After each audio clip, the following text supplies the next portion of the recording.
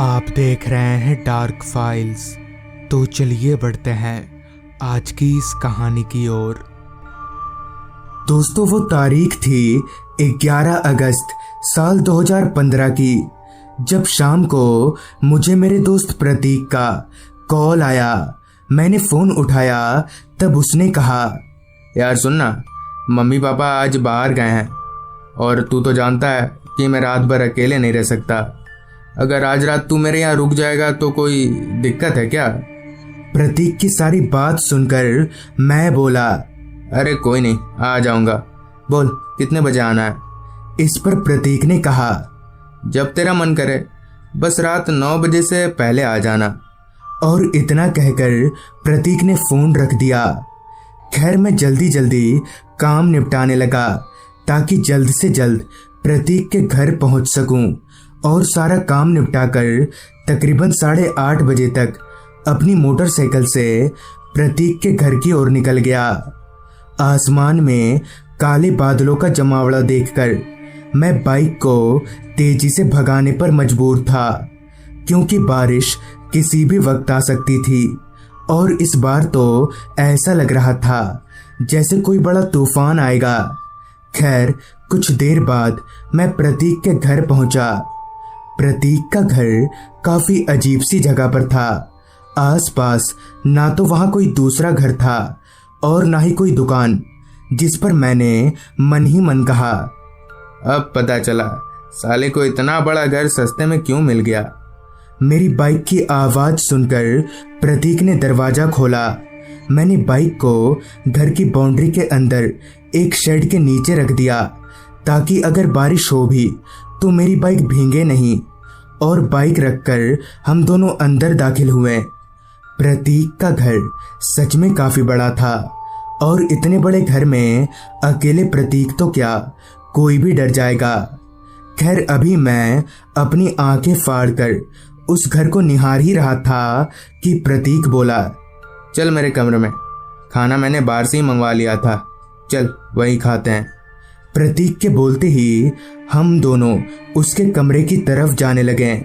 फिर उसके कमरे में जाकर हमने कुछ देर बातें की और बातों ही बातों में मैंने प्रतीक से पूछा, यार तेरा इतना बड़ा घर है, तुम लोग एक वॉचमैन क्यों नहीं रख लेते हो? जिस पर प्रतीक ने अपनी पेशानी की लकीरों को चढ़ाते हुए कहा, हमने एक बार नहीं बल्कि 3-3 बार वॉचमैन रखा था, मगर सबने 2-3 दिन में नौकरी छोड़ दी।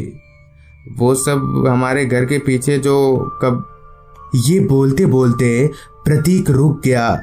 उसकी आधी अधूरी बात सुनकर मैं बोला, क्या क्या घर से थोड़ी दूरी पर क्या है? इस पर प्रतीक विषय बदलते हुए बोला, छोड़ना वो सब, चल खाना खाते हैं और सो जाते हैं, बहुत तेज बारिश आएगी लगता है, बाकी बात मैं कल सुबह बता दूंगा। फिर मैं और प्रतीक खाना खाने लगे। खाने का पहला निवाला अभी मेरे गले से नीचे उतरा भी नहीं था कि तेज हवाओं के चलते कमरे की खिड़कियां जोर जोर से बजने लगी। बाहर तूफान और बारिश दोनों ही शुरू हो चुकी थी। खाते खाते मैं उठा और खिड़की की ओर बढ़ने लगा। तभी मुझे किसी आदमी की चीख सुनाई पड़ी।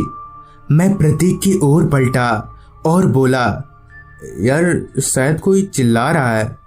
इस पर प्रतीक ने दीवार में टंगी घड़ी की ओर देखा। तब रात के 9 बज रहे थे और फिर वो बोला, ना ना, तेरे कान बज रहे हैं, खिड़की बंद कर और आ जा यहाँ।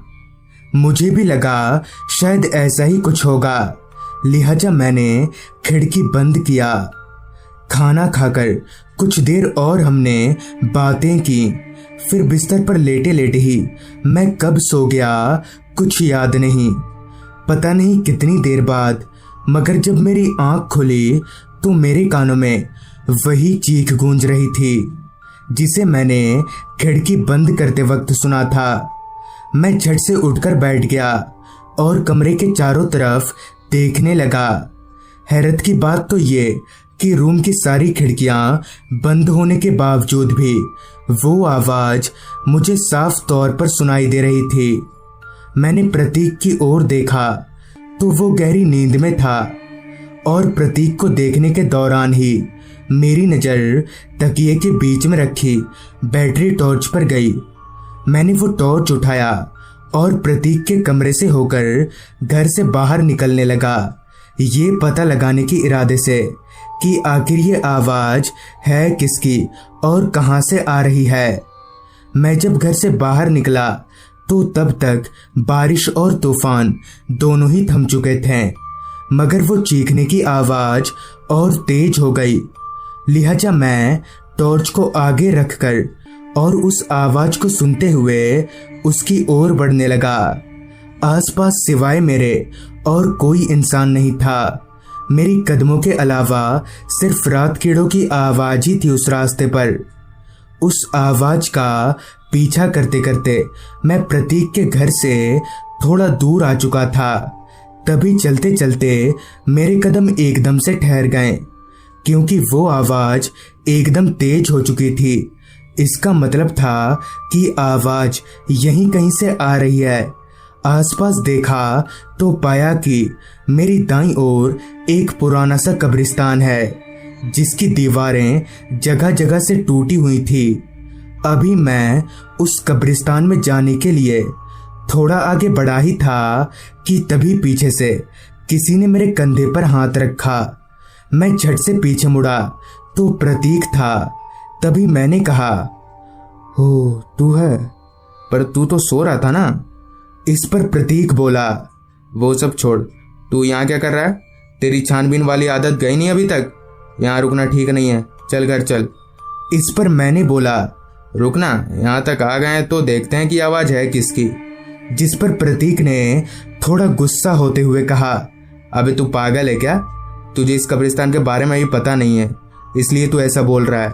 पहले पहले तो प्रतीक अंदर ना जाने की जिद पर अड़ा रहा, मगर जब मैंने जिद पकड़ी अंदर जाने की तो उसे झुकना ही पड़ा। फिर मैं और प्रतीक कब्रिस्तान की उस टूटी हुई दीवार को फान कर अंदर दाखिल हुए। तो जैसे ही हमने कब्रिस्तान के अंदर पैर रखा कि वो चीखने की आवाज़ और भी तेज हो गई। खैर मैं और प्रतीक आगे बढ़ते रहे। चूंकि वो कब्रिस्तान काफ़ी पुराना था, इसलिए कहाँ कब्र है और कहाँ ज़मीन उतना समझ नहीं आ रहा था। अभी हम लोग थोड़ा भीतर गए ही थे कि अचानक ही मुझे ऐसा लगने लगा जैसे किसी ने मेरा दाहिना पैर पकड़ कर रखा हो, क्योंकि मैं चलने के लिए अपना दाहिना पैर उठा नहीं पा रहा था। मैंने जब अपने पैर की ओर देखा तो मेरे पूरे शरीर में एक सिहरन सी दौड़ गई, क्योंकि जमीन से निकले एक हाथ ने मेरा पैर पकड़ रखा था। मैंने एक झटके से अपना पैर छुड़ाया, जिस पर प्रतीक ने कहा, संभल कर चल, किसी कब्र में मत चढ़ जाना, देखा ना ये कब्रिस्तान कितना खतरनाक है। अब मैं भी समझ गया था कि यहाँ सब कुछ गड़बड़ है, मगर मैं डरा नहीं और प्रतीक के साथ आगे बढ़ता रहा। अभी हम लोग उस जगह से थोड़ा आगे गए ही थे कि तभी मेरी नज़र पास ही में मिट्टी के टीले पर बैठे एक आदमी पर गई, जो कि अपना सिर झुकाए जोर जोर से रोए जा रहा था। उसकी चीख इतनी दर्दनाक और कर्कश थी कि मैं चुप नहीं रह पाया। अरे भाई साहब, क्यों रो रहे हैं आप? और इतनी रात को कब्रिस्तान में क्या कर रहे हैं आप? जिस पर उस आदमी ने कहा, मुझे अपने घर ले चलो।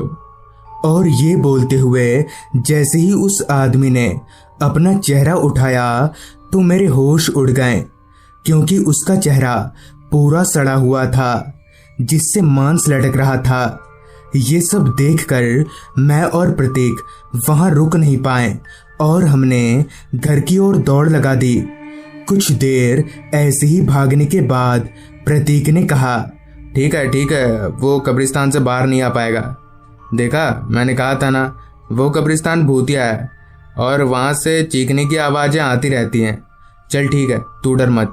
प्रतीक की सारी बात तो मुझे समझ आ गई, मगर एक बात अभी भी खटकती रही कि आखिर प्रतीक इतना हिम्मत वाला कब से हो गया। खैर कुछ ही देर में हम लोग प्रतीक के घर के दरवाजे पर थे। इससे पहले कि हम दोनों अंदर दाखिल होते हैं, प्रतीक ने कहा, तू चल, मैं 5 मिनट में आता हूँ। इस पर मैं बोला, कहाँ जा रहा है? इस पर उसने फिर से मुझे अंदर जाने को कहा, लिहाजा मैं अंदर चला गया। मगर जैसे ही मैंने प्रतीक के कमरे में जाने के लिए दरवाजा खोला तो मेरे पैरों तले जमीन खिसक गई, क्योंकि प्रतीक बेड पर आराम से सोया हुआ था। मगर ये कैसे हो सकता था? और आज भी ये सोचकर मेरी रूह कांप जाती है कि अगर उस रात मेरे साथ प्रतीक नहीं था तो वो था कौन? खैर, अब प्रतीक दूसरी जगह शिफ्ट हो चुका है। तो दोस्तों, ये थी दीपक जी की भेजी गई कहानी। अगर आपके पास भी ऐसी ही कोई कहानियां हैं तो हमारे साथ जरूर शेयर करें। तो मैं आर्यन जल्द ही मिलूंगा आपसे ऐसी ही एक कहानी के साथ। बात काफी पुरानी है। लगभग 38 साल पहले मेरे दादाजी अपने घर परिवार से दूर लखनपुर गांव में एक बड़े जमींदार साहब के यहाँ रसोइये का काम किया करते थे।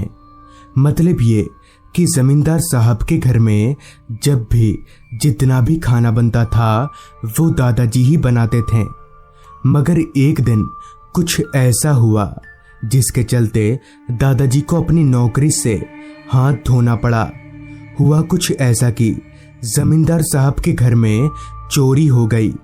चूंकि दादाजी वहां इकलौते नौकर थे, इसलिए सभी का शक उन्हीं पर गया, जिस वजह से जमींदार साहब ने उन्हें काम और घर दोनों से ही बेदखल कर दिया। बेघर हो चुके दादाजी अपने गांव जाने वाली सीधी सड़क पकड़ी और उसी पर आगे बढ़ने लगे। शाम का वक्त था और अंधेरा भी करीब करीब होने ही वाला था। निराश होकर दादाजी चल तो रहे थे, मगर उन्हें ये मालूम था कि ऐसे चलकर वो अपने गांव नहीं पहुंच सकते, क्योंकि 45 किलोमीटर पैदल चलना मुमकिन नहीं है। ऊपर से गर्मी का मौसम होने की वजह से थोड़ी दूर चलते ही दादाजी पसीने से तर हो जाते। दादाजी अभी चल ही रहे थे कि तभी उन्हें कुछ ही दूरी पर एक छोटा सा तालाब दिखा। उन्होंने सोचा क्यों ना हाथ मुंह धोकर यहाँ थोड़ा आराम करने के बाद चला जाए। यही सोचकर दादाजी उस तालाब की ओर जाने लगे। चलकर दादाजी उस तालाब के पास पहुंचे और हाथ मुंह धोकर तालाब से थोड़ा दूर जमीन पर घास में लेट गए। थककर चूर हो चुके दादाजी थोड़ा आराम मिलते ही नींद के आगोश में चले गए। पता नहीं कितनी देर बाद, मगर जब उनकी आंख खुलने को हुई तब उन्हें ऐसा महसूस हो रहा था जैसे कोई उनके अगल बगल घूम रहा हो। दादाजी ने आंख खोलकर देखा तो सामने का नजारा देखकर वो एकदम से सहम गए, क्योंकि ठीक उनके सर के पास एक बूढ़ा आदमी हाथ में लाठी लिए खड़ा था। दादाजी हड़बड़ाते हुए उठकर बैठ गए। तभी उस बुजुर्ग आदमी ने अपनी दबी सी खरखराती आवाज में कहा, कहाँ रहते हो? दादाजी बोले, जी मैं यहाँ काम ढूंढ रहा था, आपके पास कोई काम है? इस पर बुजुर्ग बोला, घर की देखरेख कर लोगे? इस पर दादाजी ने अपना सिर हाँ में हिलाकर इशारा किया। दादाजी से हाँ का इशारा पाकर उस बुजुर्ग आदमी ने कहा, चलो मेरे साथ। फिर वो दोनों चलने लगे। बुजुर्ग आदमी आगे आगे और दादाजी उसके पीछे पीछे घने जंगलों से होकर आगे बढ़े जा रहे थे। शाम की हल्की रोशनी भी अब रात के काले अंधेरे में तब्दील हो चुकी थी। उस बुजुर्ग आदमी के पीछे पीछे चलते चलते दादाजी ने मन ही मन सोचा, इस जंगल में कहाँ है इसका घर? खैर, कुछ दूर चलने के बाद वो दोनों एक बड़े से घर के पास पहुंचे। घर की दीवारों ने जगह जगह से प्लास्टर छोड़ दिया था। मकड़ी के जालों ने उस घर को ऐसे जकड़ कर रखा था जैसे वो घर इंसानों का नहीं बल्कि मकड़ियों का हो। खैर वो बूढ़ा आदमी दादाजी को घर के अंदर ले गया। वो घर बाहर से जितना गंदा और पुराना लग रहा था, अंदर से उतना ही साफ सुथरा था। तभी उस बूढ़े आदमी ने दादाजी से बोला, खाना बनाना जानते हो? इस पर दादाजी ने कहा, हाँ जानता हूँ। इस पर वो बूढ़ा आदमी बोला, ठीक है, आज रात का खाना तुम बनाओगे। घर के पीछे बागान है, तुम्हें वहाँ सब तरह की सब्जियाँ मिल जाएंगी, जाओ तोड़ लाओ। उस बुजुर्ग की बात सुनकर दादाजी अभी घर के पीछे वाले दरवाजे की ओर जा ही रहे थे कि तभी उस बूढ़े आदमी ने दादाजी को रोकते हुए कहा, रुको, ऐसे मत जाओ, ये लो टॉर्च। बिना टॉर्च के रात में कभी भी बाहर मत निकलना। उस बुजुर्ग से टॉर्च लेकर दादाजी घर के पीछे वाले दरवाजे की ओर जाने लगे।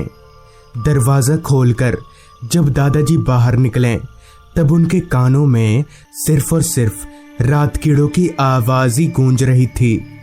उन्होंने टॉर्च ऑन किया तो सामने बहुत सारे पेड़ पौधे लगे हुए थे। वहाँ बहुत सारे आम के पेड़ भी थे और सब्जियाँ तो इतनी थी कि 10-12 लोग भी साल भर आराम से खा लेंगे। शायद बागान घर से भी ज़्यादा बड़ा था। खैर दादाजी सब्जियां तोड़ने लगे। अभी वो सब्जियों को इकट्ठा कर ही रहे थे कि तभी रात कीड़ों की आवाज़ के साथ ही साथ दादाजी को एक और आवाज़ सुनाई पड़ी।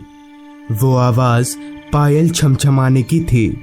दादाजी झट से उस ओर मुड़े जिधर से वो आवाज़ आई थी। तब उन्होंने देखा कि उनसे कुछ ही दूरी पर एक औरत खड़ी है। वो औरत भी दादाजी की तरह ही सब्जियां तोड़ रही थी। दादाजी को लगा शायद ये भी इसी घर में रहती होगी, इसलिए उन्होंने ज़्यादा दिमाग नहीं लगाया और सब्जी तोड़कर वापस घर में आ गए।